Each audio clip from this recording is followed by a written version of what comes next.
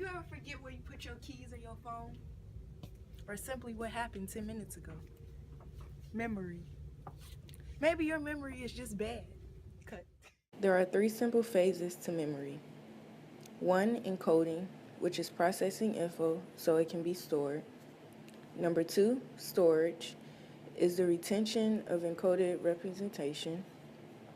And three, retrieval, the active recall of stored info.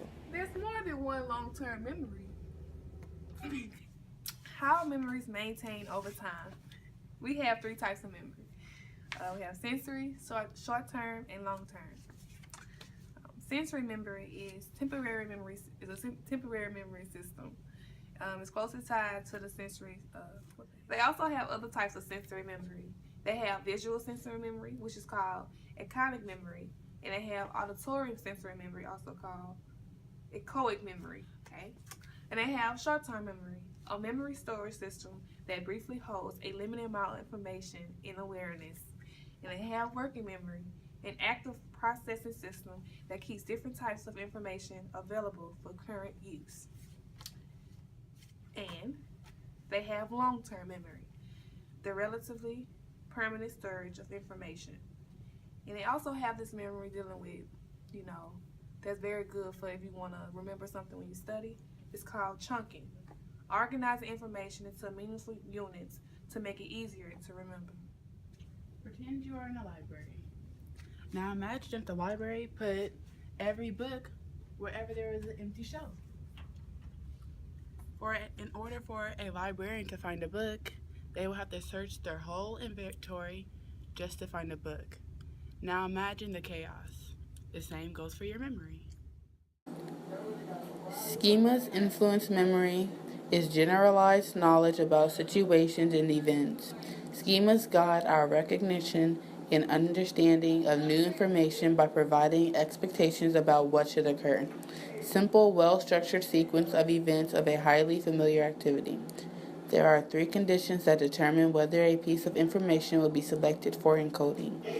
A person must have a relevant schema. Second, the schema must be activated. And thirdly, the incoming info must be important with respect to the schema.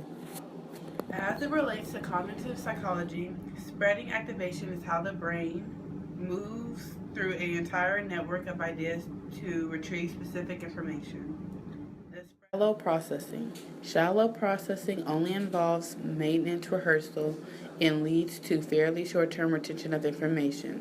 This is the only type of rehearsal to take place within the multi-store model.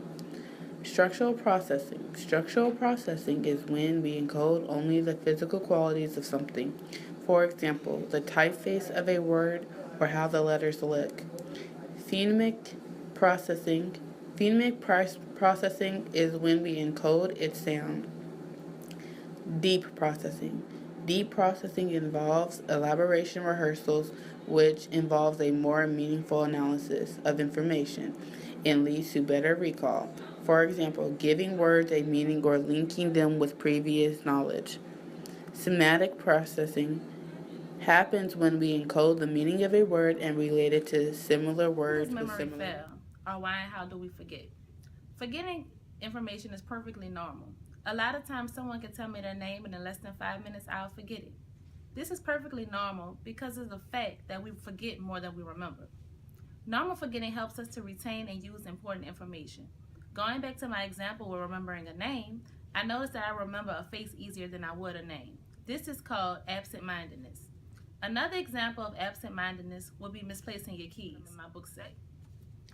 A formal definition of absent-mindedness is failing to pay sufficient attention when encoding memories. Most people experience transience or memory decay. Transience is forgetting over time. To summarize the idea of transience, do you remember what you wore last year on today? I didn't expect you to. But have you ever experienced the tip of the tongue phenomenon? The feeling when you know an answer, an idea, or even song lyrics, but for some reason you just can't spit it out or your mind goes blank. This is called blocking. Blocking is a failure to retrieve information, or in other words, an inability to remember something. So the next time you forget something, just remember there's a scientific reason why.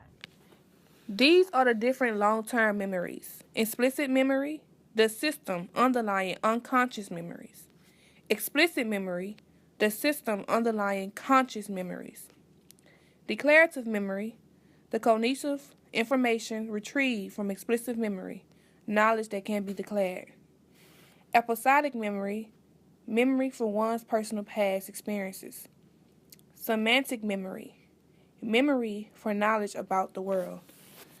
Procedural memory, a type of implicit memory that involves motor skills and behavior habits. And we have prospective memory, remembering to do something at some future time. Do you ever wonder how long-term memories are distorted?